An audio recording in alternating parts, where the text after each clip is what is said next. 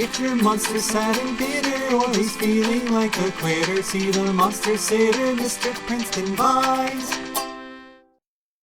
Today, we're debuting a brand new part of the show we call Dark Arts and Crafts. We get to make something fun. Now, in this movie, Vincent Price's character says, "There was a time when eating was pleasurable. Now it bores me. Just fuel for survival." And I completely understand that feeling. Personally, I have found that it helps to add some variety to your diet. So we're going to try a new recipe today. Now, most of you may know that Vincent Price was an accomplished actor of film, radio, and theater. But here are 2 facts about him you may not know. Fun fact number 1. Vincent Price was a renowned gourmet chef with his numerous cookbooks, articles, and TV shows. It was even in his heritage. His father was a candy manufacturer, and his grandfather, Dr. Vincent Clarence Price, invented baking powder. Fun fact number 2. Vincent Price was a notorious shill for paid endorsements and would shill just about anything. Children's vitamins, Windex, sweepstakes, shrunken head kits, made from apples, I think. Which leads us to today's recipe. Cremette's Macaroni presents Vincent's Supper Casserole. I would like to thank Dinosaur Dracula's blog for the inspiration. If you like campy commercials and retro toys, check it out. Let's try the recipe ourselves and see how it goes. Now, a warning to all the little monsters at home. Cooking can be dangerous. Make sure you get your parents' permission before using ovens, stoves, and torture devices. Don't worry, kids. Later on, we'll show you how to make cinnamon toast made with actual sin. Won't that be fun? Yeah! Now, I had hoped to show you every step myself, but we lost some of the footage. Sorry about that. So you're going to need 2 cups dry pasta, a 1/4 cup of flour, 1/2 pound of shredded cheese, sharp cheddar works best, and 2 cups of milk. You will also need 1/2 a stick of butter, ground mustard, and canned lunch meat. Now, as this episode is inspired by a character being 3 years into an apocalypse, I had originally planned to include as many shelf-stable ingredients as I could. However, my local store didn't have evaporated milk, let alone rare finds like canned butter or canned cheese, so I had to go fresh. This recipe also calls for green peppers as a garnish. I opted for the long-lasting red peppers in a jar, as they fit the bunker theme a little better.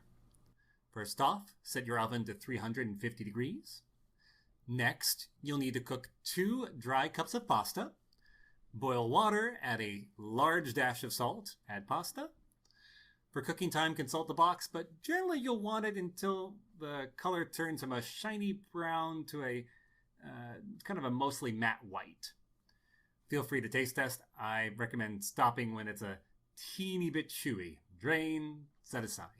And while you wait, you can always munch on dry pasta. Always my favorite. I only played like one practical joke on my mother growing up that I can remember. Going downstairs with a bunch of pasta in my mouth going, "Oh, my neck." While the pasta's cooking, slice up the lunch meat. Set aside 4 or 5 slices, then dice the rest into small squares. Set a frying pan on a separate burner. Set to medium-high heat until the pan is hot. You can test it by splashing a few drops of water on it. If it sizzles, it's hot. Hold on, let me see if we can find an image on Wiki Commons for sizzle. No. Bad Wiki Commons. Bad. We're going to fry up the ham in 2 batches. For the cubes, about 2-3 minutes, stirring frequently to make sure they don't stick. For the slices, about 1 to 2 minutes aside, just until you get a little browning on them. Searing the ham is not technically in the recipe and is not strictly needed, as canned ham is pre-cooked. However, searing adds a bit of flavor, and it can make it also look a bit more appetizing. I mean, seared ham looks like this, while unseared ham looks like, well, something that belongs on a horror channel. Once that's done, we make the cheese sauce. Melt the butter in a saucepan and add the flour a little bit at a time, stirring it in. Cook over high heat for no more than 3 or so minutes.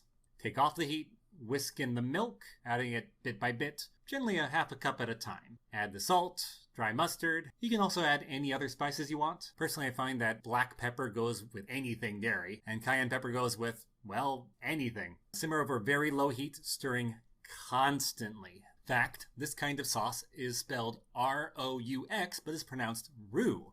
It rhymes with do, as in do not make any plans later. This will take a while. Once it's thicker, add shredded cheese, generally a handful at a time. Stir until all creamy and melty. Now the recipe says pour on the cheese sauce, but I recommend just pouring the pasta into the sauce pot. It lets you coat it so much easier. Add in the ham and the diced peppers. Pour into an oven-safe casserole dish. Top with extra cheese and big slices of lunch meat. Bake for 20 to 25 minutes. Sadly, the recipe doesn't say whether to cook uncovered or covered in tinfoil. So, fun fact, looks like I don't get to choose whether I have it covered or not because I ran out of tinfoil because I used it all to make flying saucers. All right, so we got about 4 minutes left on the clock out of the 20. It's looking nice and gooey, but in addition to gooey, I kind of want it a little crunchy, so I'm going to set the broil for the last few minutes here. Ah, that's perfect. Just a little brown on all the pointy bits. Ain't that beautiful? That bubbling is not added in post. All right, let's let it sit for 5 minutes. So, true story, I did not hang up this bat specifically for filming today. We put him out for a Halloween party about 4 or 5 years ago, and we keep forgetting to take him down. So this has been the moment you've been waiting for, little glow bat. This is your moment. I should have left it in the broil for a few more minutes here because we didn't get that crunchy crunch.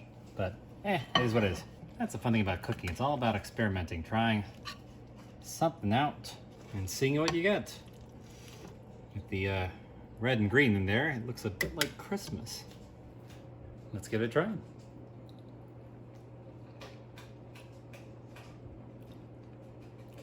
It's really just a kind of scrummy mac and cheese, really. Can't really say too much different about that. Let's see if we can grab a little bit of that pepper. But unlike your average mac and cheese, the floury roux adds a nice little creaminess, that extra depth and extra layer. Let's try a slice of that ham they put on top, just because they insisted that we put it there. Got a teeny bit of crispiness on it from the cooking and from the broiling. That's nice. That's nice. I think I'm going to save this one for later. So there we have it. Vincent Price, Supper Casserole. May fill your heart and belly with fright and delight. Still working on that. Try it for yourself and tell us what you think. And thanks again to Dinosaur Dracula for the idea.